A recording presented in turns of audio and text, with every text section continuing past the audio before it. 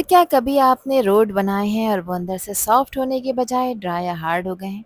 या फिर इनको पकाते वक्त आपको डर होता है कि रोट ठीक से फूलेंगे नहीं? तो मैं आज आपके साथ शेयर कर रही हूँ एक ऐसी परफेक्ट रोट की रेसिपी जिसमें सारी प्रॉब्लम सॉल्व हो जाएगी। मुहर्रम स्पेशल के लिए आज मैं बना रही हूँ बहुत ही सॉफ्ट, फ्लफी और बिल्कुल बाजार जैसे दम के रोट। इसकी ख़ास बात यह है कि मैंने इसे ओवन के बगैर भी बनाया है और ओवन के साथ भी, ताकि हर कोई अपनी आसानी के मुताबिक इसे बना सके। मैं आपको डो की परफेक्ट कंसिस्टेंसी, इनको पकाने का सही तरीका और वो छोटी-छोटी सी टिप्स भी बताऊंगी जिससे रोट अंदर से बिल्कुल सॉफ्ट और बाहर से खूबसूरत गोल्डन बनेंगे। तो चलें फिर शुरू करते हैं इनको बनाना। तो सबसे पहले रोट बनाने के लिए मैंने ली है आधा कप से 2 टेबल स्पून ज़्यादा चीनी। मैंने यहाँ पर मेजरिंग कप का यूज़ किया है। आप लोग घर में जो नॉर्मल चाय पीने वाला कप होता है उससे इसकी मेजरमेंट कर सकते हैं। और इसमें मैं शामिल कर रही हूँ 3 अदद सब्ज़ इलायचियाँ। इलायची की खुशबू रोट के टेस्ट और इसका अरोमा बहुत इन्हेंस कर देती है। अब इन दोनों चीज़ों को मैं अच्छी तरह से मिक्सी में डालकर ग्राइंड कर लूँगी ताकि इलायची भी फाइन पाउडर बन जाए और चीनी में इलायची का फ्लेवर भी अच्छी तरह से मिक्स हो जाए।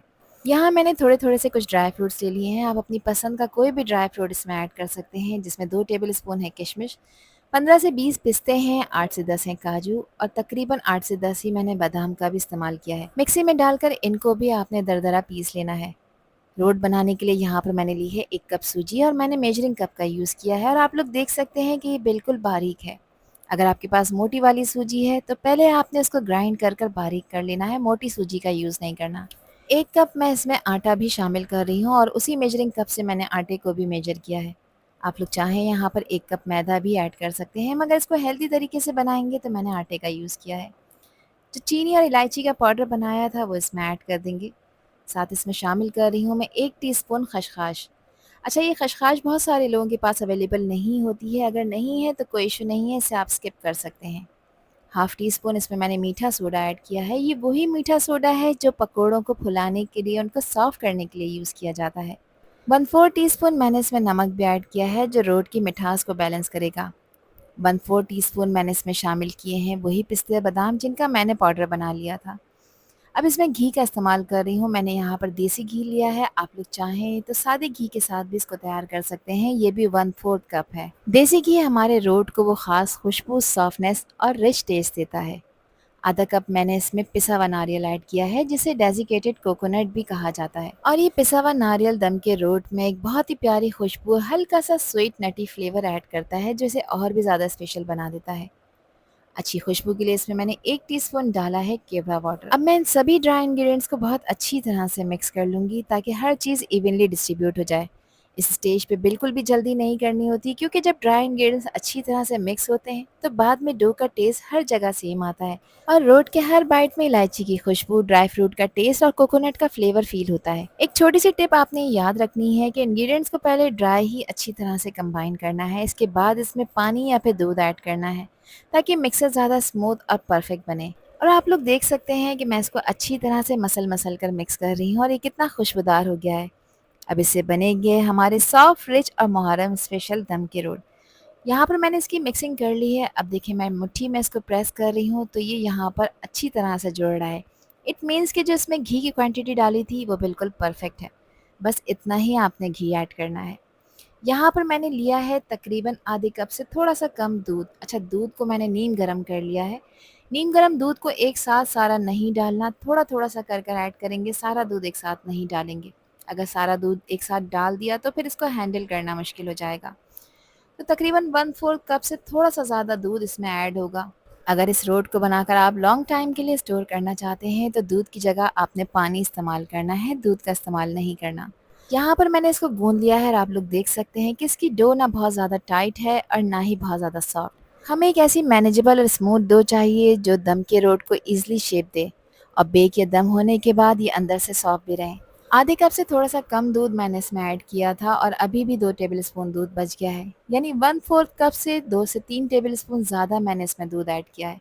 इसको कवर करेंगे और कवर कर कर इसको आधे घंटे का रेस्ट देंगे ताकि इसमें जो सूजी डाली है वो यहाँ पर फूल जाए।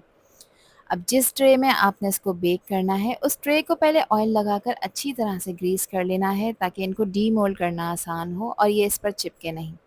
डो को रेस्ट दिए हुए आधा घंटा कंप्लीट हो चुका है। सूजी यहाँ पर फूल चुकी है। डो को आधे घंटे के लिए रेस्ट देना बहुत इंपॉर्टेंट है क्योंकि इससे आटा अच्छी तरह सेट हो जाता है और इंग्रेडिएंट एक दूसरे के साथ ब्लेंड हो जाते हैं और रोट का टेक्सचर ज़्यादा सॉफ्ट अब परफेक्ट आता है। अब रोट को शेप देने के लिए यहाँ पे मैंने हाथ को ऑयल लगाकर ग्रीस किया है और मैं यहाँ पर एक मीडियम साइज़ का पोर्शन ले रही हूँ जो कि तकरीबन 50 ग्राम्स के बराबर है। आपने उतना ही बड़ा साइज़ लेना है जितने बड़े साइज़ का आप रोट बनाना चाहते हैं।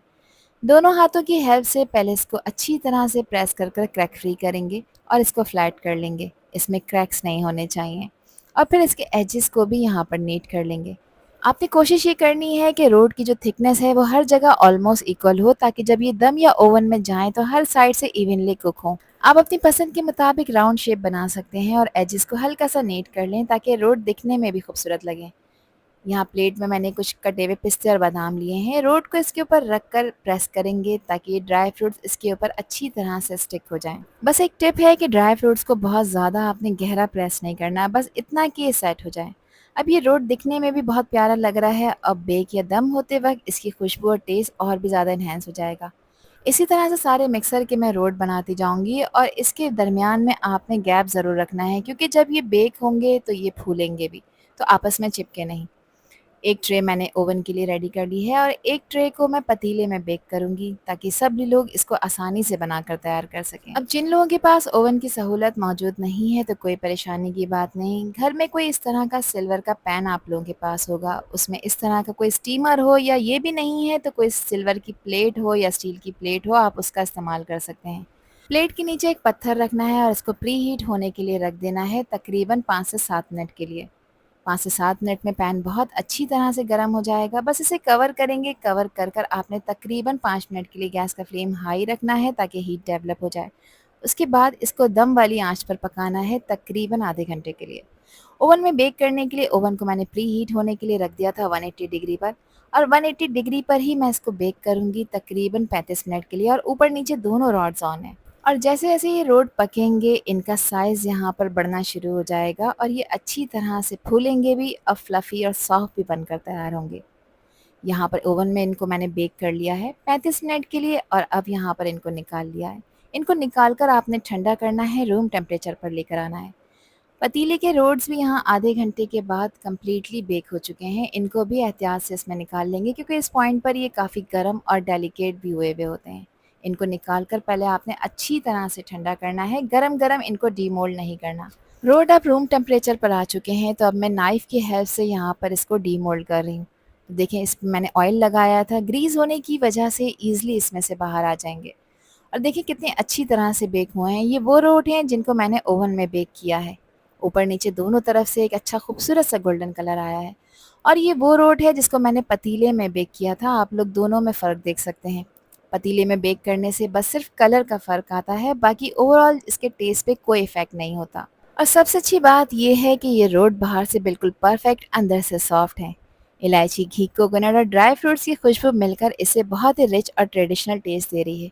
आप लोग देख सकते हैं इसका टेक्सचर कितना प्यारा है, ना ज़्यादा हार्ड और ना ही ज़्यादा ड्राई। बिल्कुल वही सॉफ्टनेस जो हम दम के रोट में चाहते हैं। अगर आप मुहर्रम की न्याज, दावत या घर के लिए बनाएंगे तो ज़रूर सभी को पसंद आएगा। तो फिर इस रेसिपी को एक दफ़ा तो ट्राई करना बनता है। आई होप कि वीडियो आप लोगों को पसंद आई होगी। पसंद आई हो तो कमेंट सेक्शन में अपना प्यारा सा फीडबैक मुझे लाजमी शेयर करिएगा, और चैनल पर न्यू है तो चैनल को भी ज़रूर सब्सक्राइब कर दीजिएगा। अल्लाह हाफिज़, अल्लाह ने के पान।